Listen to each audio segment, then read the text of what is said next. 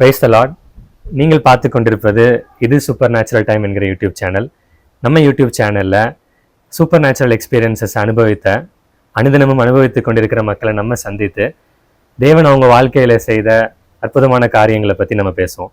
அந்த வகையில் இன்றைக்கும் நம்ம ஏலகிரி மலை பகுதியில் வந்திருக்கோம். மத்தியில் பாஸ்டர் டேனியல் செல்வகுமார் அவங்க வந்திருக்காங்க. Praise Lord pastor. Praise Lord. So இன்றைக்கும் பாஸ்டரோட லைஃப்பில் நடந்த டெஸ்டிமனிஸ் அண்ட் சூப்பர் நேச்சுரல் காரியங்களை பற்றி நம்ம ஒவ்வொன்றா பேச போகிறோம். ஸோ முதலாவது ரொம்ப தேங்க்யூ பாஸ்டர், எங்கள் அழைப்பை கேட்டு எங்கள் சேனலில் நீங்கள் வந்ததுக்கு. உங்களை பற்றி ஒரு ஸ்மால் இன்ட்ரடக்ஷன் நம்ம ஆடியன்ஸ்க்கு நீங்கள் சொல்லுங்கள் பாஸ்டர். கர்த்தருடைய பரிசுத்த நாமத்துக்கு மகிமை உண்டாவதாக. Praise Lord everyone. Thank you for invitation Jeffrey. First of all thank you.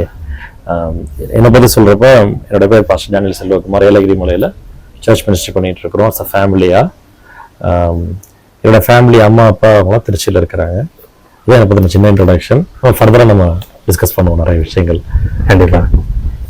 So நீங்கள் born and brought up கிறிஸ்டியனா பாஸ்டர், இல்லை அவங்க ஏர்லி டேஸ் பற்றி கொஞ்சம் சொல்ல முடியுமா, எந்த மாதிரி இருந்தது அப்படின்னு? Okay. Not a family Christian. இயேசு பற்றி தெரியாத குடும்பத்தில் தான் பிறந்து வளர்ந்தேன். என்னோட ஃபேமிலி பேக்ரவுண்ட் பொறுத்த வரைக்கும் நான் திருச்சியில் சுப்பிரமணியபுரம் அப்படின்ற ஏரியாவில் பிறந்து வளர்ந்தேன்.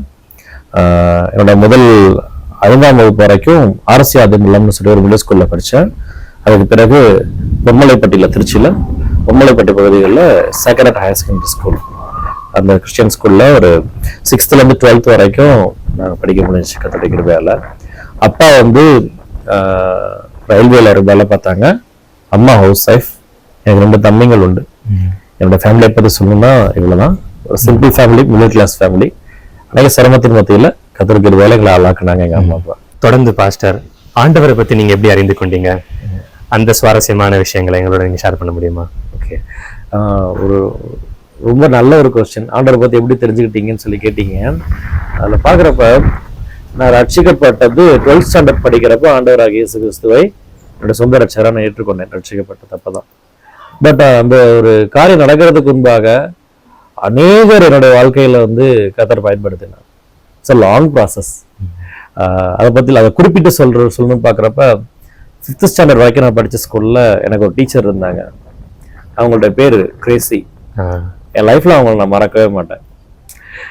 ஒரு முறை அவங்க என்கிட்ட சொன்னாங்க, நான் நல்லா படிப்பேன் கர்த்தருடைய கிருபையினால. என் மேலே நல்லா கேரிங்காக இருந்தாங்க. படிக்கிறன்றதுனால இல்லை, நல்லாவே பொதுவாக எல்லாரும் மேலே நல்லா கேரிங்காக இருப்பாங்க. கிறிஸ்துவின் அன்பை லைஃப்ல காமிக்கிற ஒரு கேரக்டர் அந்த மேடம். அப்படி இருக்கிறப்ப ஒரு நாள் என்கிட்ட பேசிட்டு இருக்கிறப்ப ஒரு விஷயம் சொன்னாங்க.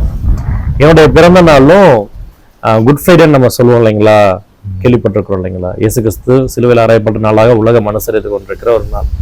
அந்த டேவும் என் பிறந்த நாளும் ஒன்னா வந்துச்சு. அந்த சமயத்துல என்கிட்ட கூப்பிட்டு ஏசப்பா ரொம்ப நேசிக்கிறார்ப்பா அப்படின்னு சொல்லி என்னை பிளஸ் பண்ணாங்க. பிளஸ் பண்ணி ப்ரேயர் பண்ணாங்க. அப்புறம் ஒரு விஷயம் ஒன்று சொன்னாங்க. என்னன்னா, தம்பி, ஏசப்பா சிலுவையில் அறையப்பட்டதெல்லாம் கேள்விப்பட்டிருக்கியா நீ?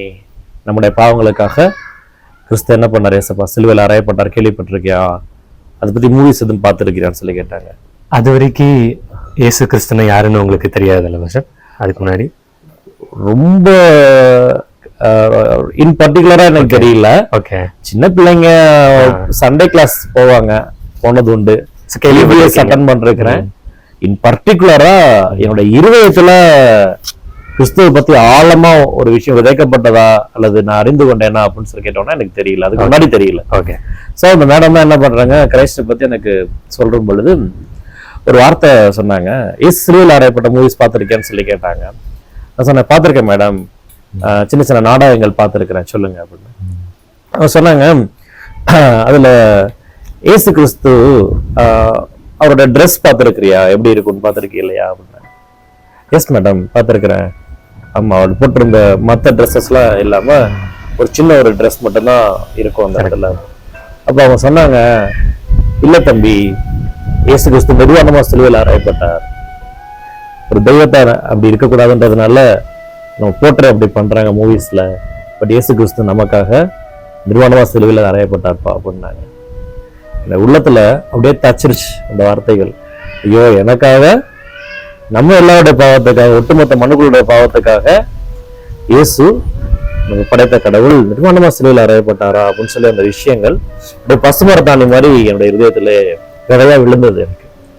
ஸோ அன்னையில இருந்து ஆண்டவரோடு கூட என்னையும் அறியாம என் ஆத்துமா தேவனோடு கூட ஒரு கனெக்ஷன்லயே இருந்து கொண்டிருக்கோம் எப்பவுமே. சரிங்களா? கர்த்தருடைய கிருபையினால நல்ல காம்படிஷன்ஸ் அட்டன் பண்ணுவேன் ஸ்கூல் டேஸ். அப்படி இருக்கிறப்ப லைக் ஸ்பீச் காம்படிஷன்ஸ், அப்புறம் குவிஸ் காம்படிஷன்ஸ், ஸ்கூல்ல நான் ட்ரஸ்ட் பண்ணி வெளியில அனுப்பிச்சு விடுவாங்க இன்டர் ஸ்கூல் காம்படிஷன்ஸ்க்குலாம். ஆல்மோஸ்ட் நிறைய காம்படிஷன்ஸ்ல ஆண்டவர்கிட்ட ப்ரேயர் பண்ணி ஜெயிச்ச எக்ஸ்பீரியன்ஸ்லாம் இருக்கு. But at the same time அவரை நான் ஃபுல்லா ரிசீவ் பண்ணிக்கிட்டேன்னா, அவரை மனசுல ஃபுல்லா நான் ஏற்றுக்கொண்டேன்னா அப்படின்னு சொல்லி கேட்டோம்னா இல்லை. அந்த சமயத்துல நீங்க சர்ச்லாம் போவீங்களா? போனதில்லை. 6ஆம் கிளாஸ் ஐ திங்க் 5ஆம் கிளாஸ் 6ஆம் கிளாஸ் அதோட VBS Sunday class contact cut ஆயிருச்சு. வீட்டுக்கு பக்கத்துல இருக்க சர்ச்சஸ்ல இருந்து ஒரு சில சிஸ்டர்ஸ் வந்து சண்டே கிளாஸ் கூட்டிட்டு போயிருந்திருக்காங்க, விபிஎஸ் கூட்டிட்டு போயிருந்திருக்காங்க, போனது உண்டு. 6th ஸ்டாண்டர்ட்ல இருந்து என்ன நடந்தது, அவங்க கூப்பிடலையா இல்ல எனக்கு இன்ட்ரெஸ்ட் போச்சா, ஐ டோன்ட் நோ. ஓகே. ஒரு கனெக்ஷனே இல்லாம தான் இருந்துச்சு. Okay okay. சரிங்களா? பெரிய கனெக்ஷன்ஸ் இல்லாம, வெளிப்படையா கனெக்ஷன்ஸ் இல்லாம, ஆண்டவரை பத்தி இல்லாம லைஃப் அப்படியே டிராவல் ஆயிட்டு இருக்கு. வேற ஸ்கூல் போறேன், 6th ஸ்டாண்டர்ட் போறேன். சொன்னேன் இல்லைங்களா, சேக்ரட் ஹையர் செகண்டரி ஸ்கூல் பட்டி, அங்க போறேன். நல்லா படிக்கிறேன் கர்த்தருடைய கிருபையால. ஆஸ் இட் இஸ் கிளப் மத்தியில லைஃப் போகுது. ஸ்கூல்ல ஃபர்ஸ்ட் 2 ரேங்க்கு, அப்புறம் காம்படிஷன்ஸ், 3 மாசத்துக்கு ஒரு தாட்டி ஸ்டேஜ் ஏறுறது, இப்படியே லைஃப் போயிட்டு இருக்கு. கிளாஸ்ல எப்பவுமே ஃபர்ஸ்ட் லீடரா அப்பாயிண்ட் பண்ணிடுவாங்க, ஃபேமஸ் ஸ்டூடெண்ட் அப்படி போகுது. ஆனா வந்து உள்ள லைஃப் எப்படி இருக்குன்னா, வெள்ளை அடிக்கப்பட்ட கல்லறை அதற்கு ஒப்பாதான் இருக்கு. எனக்கு நல்லா தெரியும் நான் யார் என்று.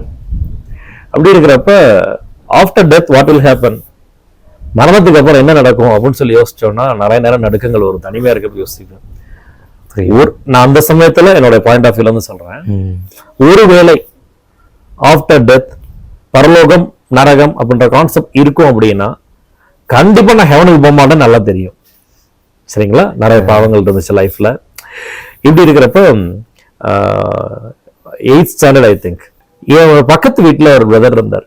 அவருடைய பேர் வந்து பிராங்க்லின். சரிங்களா? அவன் வந்து என்னோட 2-3 வயசு சின்ன பையன். என் கூட தான் கிரிக்கெட் விளையாடுவான், ஒன்னாவே இருந்துட்டு இருப்போம். ஒரு நாள் ஒரு வாரம் ஸ்பாட்ல ஊர்ல இல்ல, வீட்டுல இல்ல, எங்க வெளில புரண்டு போயிட்டு வந்துட்டான். போயிட்டு வந்ததுக்கு அப்புறம் பாக்குறேன் அவனுடைய முகம் அப்படியே பிரகாசிச்சிருக்கு. டேய் எங்கடா போயிட்டு வந்த, என்ன பண்ண, உன் முகம் டிஃப்ரெண்டா இருக்கேடா, என்ன பிரகாசமா இருக்க, என்ன நடந்துச்சு அப்படின்றப்ப அவன் சொன்னான், சர்ச் வந்து ஒரு ப்ரேயர் ஆர்கனைஸ் பண்ணியிருந்தாங்கன்னா ஒரு கேம்ப், ஒரு 1 வீக் ஃபுல்லா ப்ரேயர் பண்ணிக்கிட்டே இருந்துவாங்க. அவனுக்கு தெரிஞ்ச வகையில சொன்னான். அவன் 6ஆம் கிளாஸ் தான் படிச்சுட்டு இருந்திருப்பான் எனக்கு தெரிஞ்சு. அவனுக்கு தெரிஞ்ச வகையில அங்க ப்ரேயர் பண்ண விஷயங்கள்லாம் சொன்னான். சரிங்களா? எனக்கு அதை பாக்குறப்ப ஆச்சரியமா இருந்துச்சு. என்னடா அது, ப்ரேயர் பண்ணா முகம் பிரகாசம் ஆகுமா? நான் அதெல்லாம் உள்ள வாங்கிட்டு யோசிச்சுட்டு இருக்கீங்க, இருதயத்துல வாங்கிக்கிட்டேன். சரிங்களா? இப்ப எனக்கு என்ன ப்ராப்ளம்னா, இருதயத்துல இருக்கிற பாவத்தோட நிறைவுனால என்ன ஆகுது, முகத்துல பிரகாசம் இல்லை. சரிங்களா? ஆனா உலக பிரகாரமா லைஃப் எப்படி இருக்கு, கொஞ்சம் பீக்ல இருக்கு.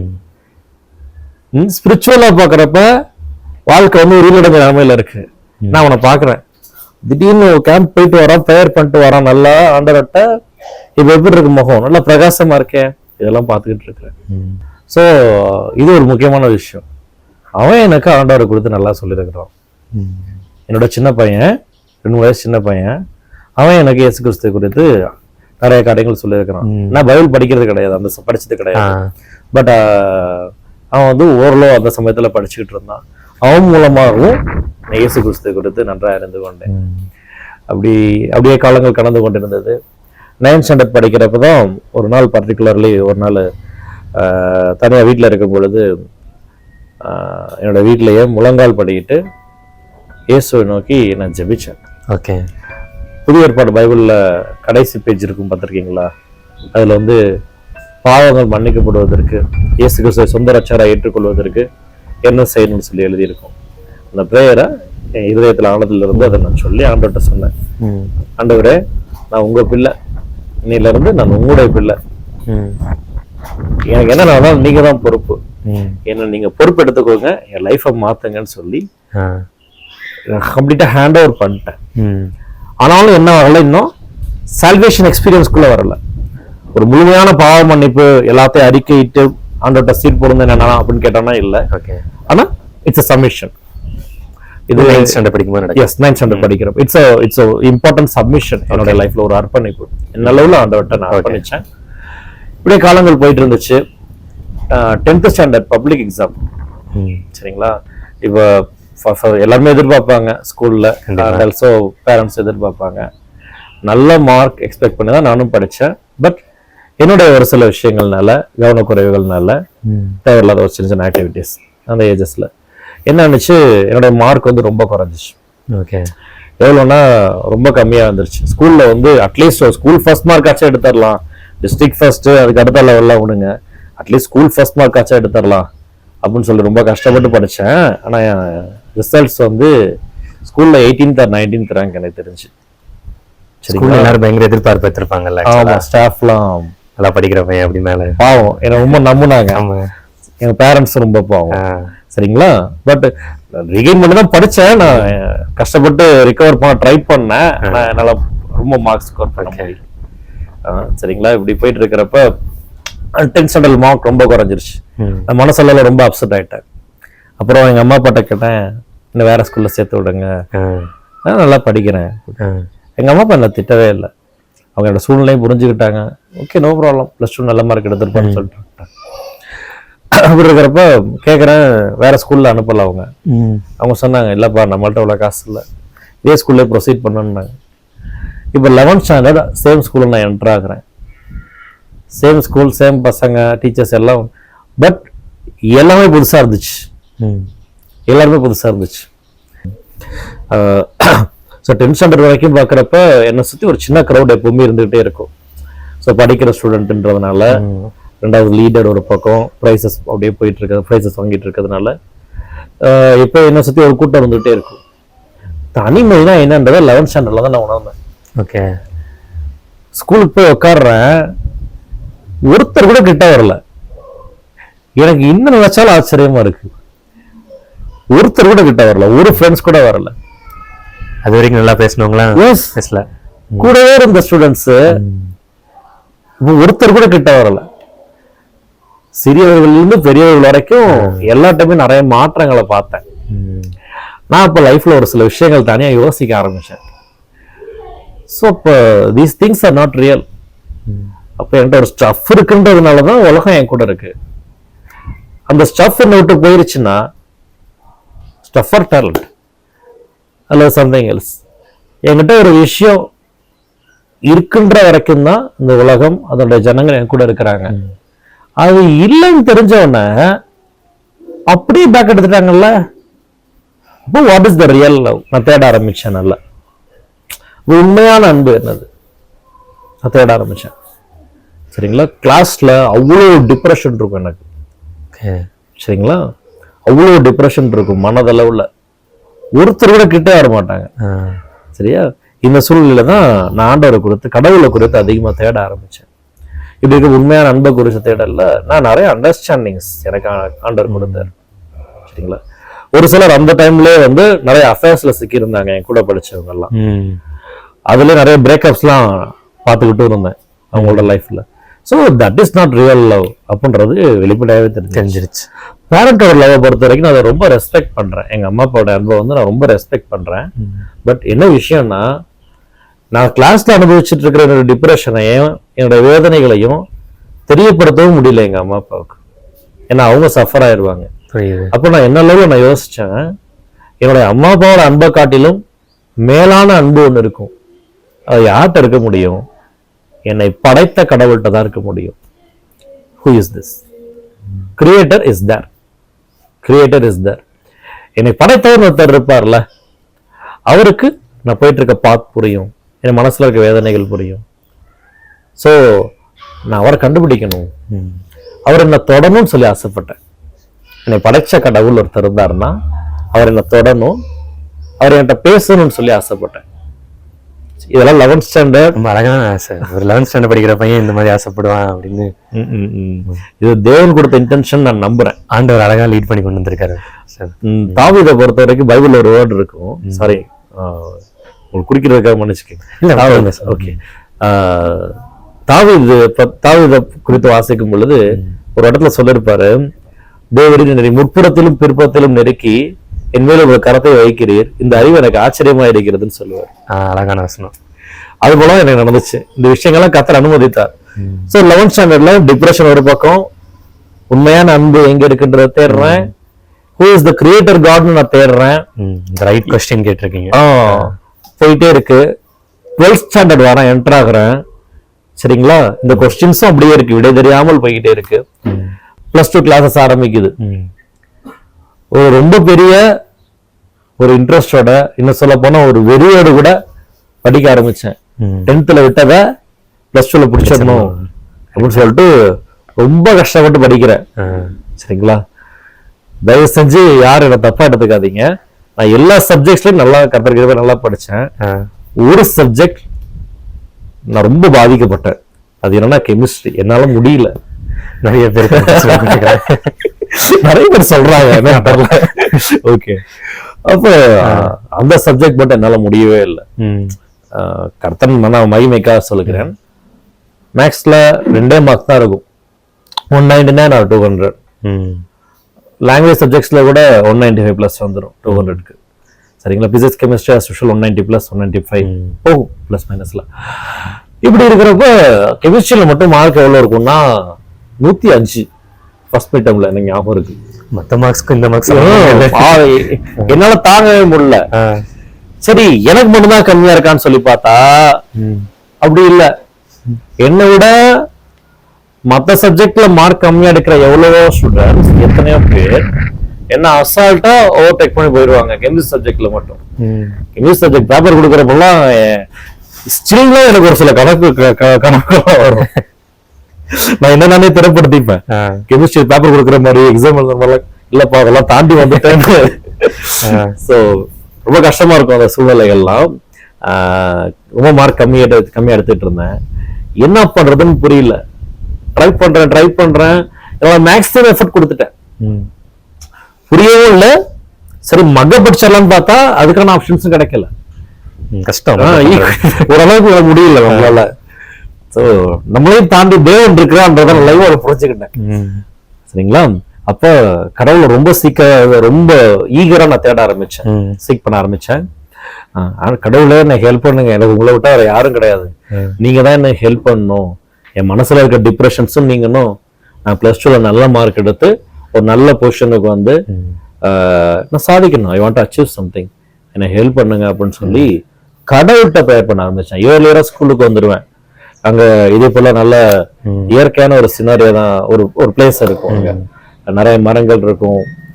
அங்க இந்த வார்த்தை தான் சொல்லுவேன், கிரியேட்டர், என்னை படைத்த கடவுள் எனக்கு கண்டிப்பாக உதவி செய்யுங்கன்னு சொல்லிட்டு ஆண்டவரோடு கூட கடவுளோடு கூட என் மனசு கொஞ்சம் சஞ்சரிக்க தொடங்க ஆரம்பிச்சிச்சு. அப்படி இருக்கிறப்ப என்னைய அறியாம இந்த தேடல், ஹூ இஸ் த கிரியேட்டர், என்னை படைத்தவர் யார் அப்படின்ற தேடல் என்னைய அறியாமல் இயேசுகிட்ட தான் முடிவடைஞ்சிச்சு. ஆச்சரியமா இருக்கு. எப்படின்னே தெரியல. எங்க வீட்டுல ஒரு நியூ டெஸ்ட்மென்ட் பைபிள் இருந்துச்சு. எப்படி அந்த பைபிள் எடுத்து படிக்க ஆரம்பிச்சேன். எத்தனையோ வருஷமா என்னோட வீட்டுல இருக்கு, ஆனா நான் படிச்சது இல்ல. சரிங்களா, ஆனா இந்த சூழ்நிலையின் மத்தியில என்னை அறியாம கடவுளை குறித்த தேடல் பைபிள்ல தான் முடிவடைஞ்சிச்சு. நேரம் வந்தேன், என்னை அறியாம பைபிள் படிக்க ஆரம்பிச்சேன். என்னுடைய பக்கத்து கிளாஸ்ல ஒரு ஃப்ரெண்ட் இருந்தான், அவனை குறித்து நான் சொல்லி ஆகணும். அவன் பேர் வினோத். அவன் கம்ப்யூட்டர் சயின்ஸ் டிபார்ட்மெண்ட், நான் பயாலஜி டிபார்ட்மெண்ட். ஓகே, சரிங்களா. என்னை அறியாம நான் அந்த ஃப்ரெண்ட்ட போய் கேட்குறேன். சரிங்களா, அவன்கிட்ட போய் அப்ரோச் பண்றேன், சொல்லி கேட்குறேன் அவன்கிட்ட, டேய் எனக்கா ப்ரேயர் பண்றா அப்படின்றேன். என் லைஃப் உனக்கு ஓரளவு தெரியும், பார்த்துக்கிட்டு இருக்க. 10th ஸ்டாண்டர்ட் வரைக்கும் நல்லா படிச்சுட்டு மார்க் கம்மியாயிருச்சு. இப்போ ரீகெயின் பண்ண நினைக்கிறேன், முடியலடா, என்னால் என்ன பண்ணுறதுன்னு புரியல, மனசு ரொம்ப அழுத்தமாக இருக்கு எனக்கா கொஞ்சம் ப்ரேயர் பண்ணிக்கடா அப்படின்னு சொன்னேன். வினோத்தை குறித்து சொல்லும் பொழுது அவன் 8th ஸ்டாண்டர்ட்ல இருந்து சர்ச்சுக்கு போயிட்டு இருக்கிறான். அந்த டீட்டெயிலாம் அதுக்கப்புறம் தான் எனக்கு தெரியும். ஓகே, அந்த சமயத்துல என்னை அறியாம எனக்கு ஒரு உணர்வு, அவன் முகத்தை ஒரு ஒரு ஒரு சாஃப்ட்னஸ் நான் பார்த்தேன், ஒரு பீஸ்ஃபுல்னஸ் அதை பார்த்துக்கிட்டே இருந்தேன். அவன்கிட்ட போய் கேட்டேன், எனக்காக கொஞ்சம் ப்ரேயர் பண்றியாடா அப்படின்னு சொல்லி கேட்டேன். நான் எப்படி அவன்கிட்ட கேட்டேன்னு எனக்கு தெரியவே இல்லை. அவன் சொல்றான், செல்வா நான் உனக்காக ரொம்ப நாளா ப்ரேயர் பண்ணிட்டு இருக்கிறேன்டான்றான். எனக்கு உண்மையிலே ஷாக்கா இருந்துச்சு. 12ஆம் கிளாஸ் படிக்கிற ஒரு பையன், இத்தனைக்குமே அவன் வந்து ஒரு அவுட்ஸ்டாண்டிங் ஸ்டூடெண்டான்னு கேட்டோம்னா அப்படி இல்லை, அதுல தன்னிறைவு பெற்றோம்னு கேட்டோம்னா இல்லை, ஒரு நார்மல் ஆவரேஜ் ஸ்டூடெண்ட். ஆனா என் இடத்துல இருந்து அவனால் யோசிக்க முடிஞ்சிருக்கு, செல்வா கஷ்டப்படுறான், ஏசப்பாட்ட அவனுக்காக ஜெபம் பண்ணும், அவனோட ஆத்மா ரட்சிக்கப்படணும்னு சொல்லி அந்த ஒரு இன்டென்ஷனை கர்த்தர் அவனுக்கு கொடுத்து அவன் எனக்காக எவ்வளவு நாள் ஜெபம் பண்ணான்னு எனக்கு தெரியல. அதனாலதான் ஆண்டவர் அவன்கிட்ட கேட்க வச்சிருக்கிறாரு. கரெக்டா லீட் பண்ணி கொண்டு போயிருக்காங்க. இது வரைக்கும் அவன் ரொம்ப க்ளோஸ் ஃப்ரெண்ட் எல்லாம் கிடையாது எனக்கு. ஸ்கூல்ல நிறைய பேர் நம்ம பார்த்துருக்கிறோம், பார்த்தா ஹாய் சொல்லிட்டு போயிருவோம் இல்லையா, அப்படிப்பட்ட ஒரு நபர் தான்.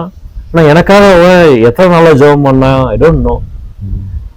அவன்கிட்ட போய் கேட்டேன், எனக்காக ப்ரேயர் பண்ணான்னு சொல்றப்ப, ப்ரேயர் பண்ணிட்டு இருக்கேன்டா, கவலைப்படாத, தொடர்ந்து ப்ரேயர் பண்றேன், நீ தனியா ப்ரேயர் பண்ணி ஏசப்பாக்கிட்ட அப்படின்னு சொன்னான். ரொம்ப சந்தோஷமா இருந்துச்சு. இப்போ ப்ரேயர் பண்ண ஆரம்பிக்கிறேன் ஏசப்பாட்ட தனிப்பட்ட முறையில். ஏசப்பான்னு சொல்லியே ஜெபம் பண்ண ஆரம்பிக்கிறேன். கிரியேட்டர்ன்ற வார்த்தை போய் இப்போ எங்க வந்துருச்சு, ஜீசஸ்ன்ற இடத்துக்கு வந்துட்டேன். நான் ஜீசஸ் இஸ் மை கிரியேட்டர்ன்ற இடத்துக்கு வந்துட்டேன். கொஞ்ச நாள் போனுச்சு, ஐ திங்க் ஒரு ஆகஸ்ட் மாசம் நினைக்கிறேன், ஸ்கூல் ஆரம்பிச்சு ஒரு 2-3 மாசத்துல ஆகஸ்ட் மாசம் நினைக்கிறேன். அவன்கிட்ட திருப்பி இப்ப கேட்கிறேன், என்ன சர்ச் கூட்டு போடா. நானே கேட்டேன், அவன் என்கிட்ட சொல்லல. Nobody told me to go to church. யாரும் சொல்லவில்லை, நேரடியாகவோ மறைமுகமாகவோ ஒருத்தர் கூட என்கிட்ட சொன்னது கிடையாது. தேவனே எனக்குள்ள இன்டென்ஷனை தந்து என்ன சர்ச் கூட்டு போறியா அப்படின்னு கூட்டு போனோம். எங்க வீட்டுல இருந்து 10 கிலோமீட்டர்ஸ் 2 பஸ் மாறி போகணும். ஓகே, சரிங்களா. சர்ச் பேர் வந்து ஹெவன்லி பவர் அசம்பிளி, திருச்சியில காட்டூர் பகுதிகளில் இருக்கு. அந்த இடத்துக்கு தான் எனக்கு சர்ச் கூட்டு போனா. இன்னொபடி பெருசா எனக்கு எக்ஸ்பிளைன் எல்லாம் பண்ணல. என்னுடைய ஆத்மா போனோடனே சரண்டர் ஆயிடுச்சு ஆண்டவரோடு கூட. கம்ப்ளீட் சரண்டர் ஆகி நான் ஆண்டவர் பிள்ளையாவே வாழ ஆரம்பிச்சிட்டேன். ஜெபிக்க ஆரம்பிச்சேன், வேல் படிக்க ஆரம்பிச்சேன், கர்த்தருக்குள்ள வளர ஆரம்பிச்சேன். இப்படி போயிட்டே இருக்க பொழுது என்னோட மார்க்ஸ்ல கொஞ்சம் கொஞ்சமா இம்ப்ரூவ்மெண்ட் ஆனிச்சு. இது எதையுமே நான் அப்ப ரியலைஸ் பண்ணல. ஆஃப்டர் +2 எக்ஸாமினேஷன் கொஞ்சம் நாட்கள், கொஞ்சம் மாசங்கள் கழிச்சு, காலேஜ்லாம் ஜாயின் பண்ணதுக்கு அப்புறம் தான் என் மார்க்ஸ் எல்லாம் கொஞ்சம் அப்படியே ஒரு கிராஃபா போடுறேன். கொஞ்சம் கொஞ்சமா இன்க்ரீஸ் ஆனிச்சுங்க அந்த டைமுக்கு அப்புறம். ஆமா, நான் ஆண்டவரை தேட ஆரம்பிச்சதுக்கு அப்புறம் எந்த சப்ஜெக்ட்ல ரொம்ப கஷ்டப்பட்டனோ அந்த சப்ஜெக்ட்ஸ்ல மார்க் கொஞ்சம் கொஞ்சமா இன்க்ரீஸ் ஆனிச்சு. 105ல இருந்து ஒரு 118, 125, 145 இப்படி கொஞ்சம் கொஞ்சமா இன்க்ரீஸ் ஆகி அடுத்தடுத்த எக்ஸாமினேஷன்ஸ் இன்க்ரீஸ் ஆகி 3rd ரிவிஷன் வந்துச்சு. 3 ரிவிஷன் வைப்பாங்க இல்லையா? ஆமா, ஒரு சில ஸ்கூல்ல, எங்க ஸ்கூல்ல 3 ரிவிஷன் வச்சாங்க. 3rd ரிவிஷன்ல ஐ திங்க் 170 மார்க் எடுத்திருந்தேன்.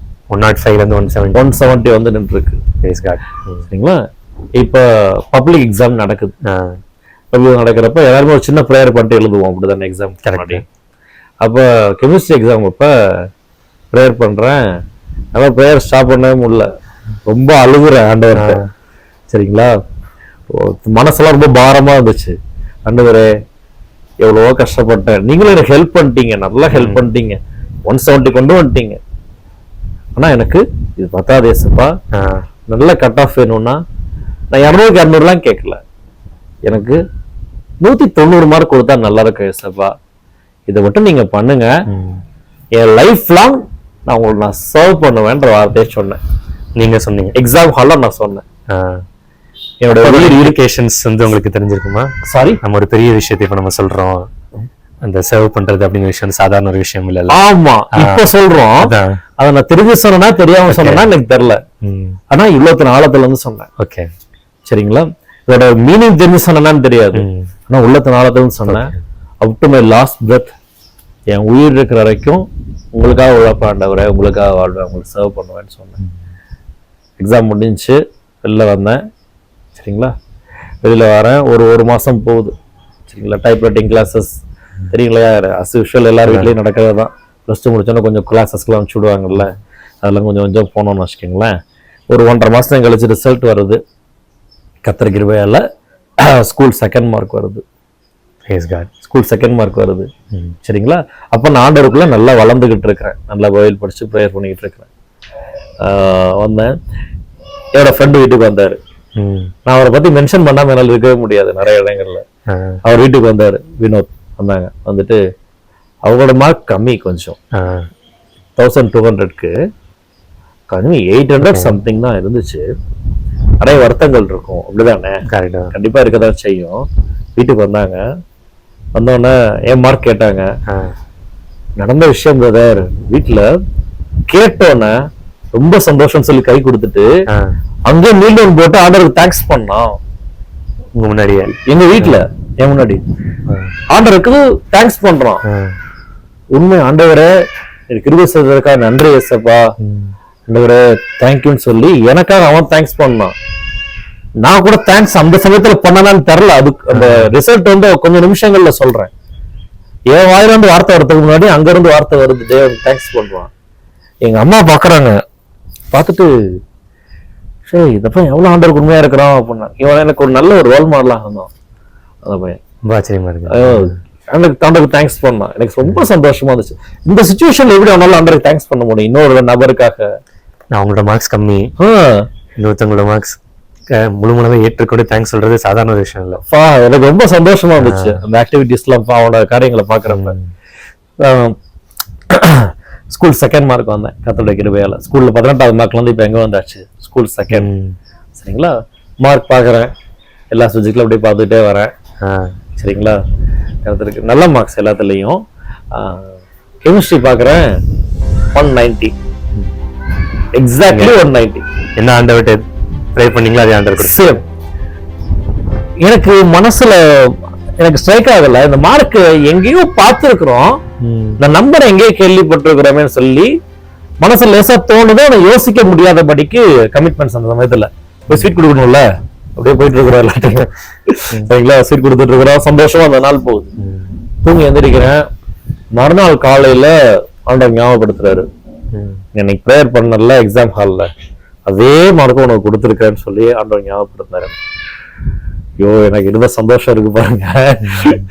ஆண்டவருக்கு ரொம்ப தேங்க்ஸ் பண்ணி ஆண்டவர் கூட இன்னும் கிட்டி சேர்றதுக்கு நான் கமிட் பண்ணேன் அந்த டைமிங்ல. ஓகே ஓகே, ரொம்ப ஆச்சரியமா இருந்துச்சுல அண்ணா பாஸ்டர் ஷேர் பண்ணது எல்லாத்தையுமே. அந்த வினோத் உங்க ஃப்ரெண்டு உண்மையிலேயே வேற லெவலில் ஒரு இந்த மாதிரி ஒரு பர்சன் இருப்பாங்க அப்படின்னு சொல்லிட்டு இப்ப நான் கேள்விப்படுறேன். அவர் மூலமா ஆண்டவரோட அன்பின் அதிகமா உங்களுக்கு தெரிஞ்சிருக்கும்ல? கண்டிப்பா. ஆக்சுவலா 10 கிலோமீட்டர்ஸ் எங்க வீட்டுக்கும் சர்ச்சுக்கும் எத்தனை நாள் சைக்கிள டபுள் சர்ச்சு கூட்டு போயிருக்கப்ப. ஏன்னா ஒரு சிறு பிள்ளையை பாதுகாக்க போல ஈக்குவல் ஏஜ் தான், ஆனா அவனை ட்ரீட் பண்ணது வந்து ஒரு சின்ன பிள்ளைய ட்ரீட் பண்றது போல எனக்கு பக்கபலமா இருந்து என்ன ஆண்டவருக்குள்ள நடத்துற வரைக்கும், ஆண்டவருக்குள்ள ஒரு நல்ல ஒரு பொசிஷன் வர வரைக்கும், கிறிஸ்துக்குள்ள ஒரு ஆண்டவர் பிள்ளைன்ற ஸ்டேட்மெண்ட் வர்ற வரைக்கும் கர்த்தர் வந்து அவனை ரொம்ப பயன்படுத்தினார் இந்த காரியத்துல எனக்காக. அதான் ரொம்ப ஆச்சரியமா இருக்கு நீங்க சொன்னது. ஸோ ஆண்டவரை பத்தி அதிகமா தெரிந்து கொண்டீங்க உங்க ஸ்கூல் இந்த 12th முடிகிற இந்த டைம்ல. நீங்க சொல்லியிருந்தீங்கல்ல நல்ல மார்க் ஆண்டவர் உங்களுக்கு கொடுத்துருந்தாருன்னா நீங்க அந்த ஆண்டவரை சர்வ் பண்ணுவேன் அப்படின்னு சொல்லிட்டு. ஸோ மினிஸ்ட்ரிக்கு, அதாவது ஃபுல் டைம் மினிஸ்ட்ரிக்கு நீங்க எப்போ உங்களை ஒப்பு கொடுத்தீங்க? அந்த டைம் சேலஞ்சிங் இருந்துச்சு அந்த டிசிஷன் எடுக்கிறது, அதை பத்தி வந்து சொல்ல முடியுமா பாஸ்டர்? ஓகே, கண்டிப்பா.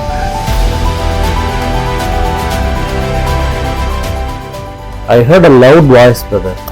ஓகே, ஒரு கர்ஜிக்கிற சத்தம், ஒரு அத்தாரிட்டியா நான் அடுத்து என்ன செய்யணும், அடுத்து எங்க போகணும், எல்லாவற்றையும் ஒரு சின்ன பிள்ளைக்கு சொல்றது போல சொன்னேன்.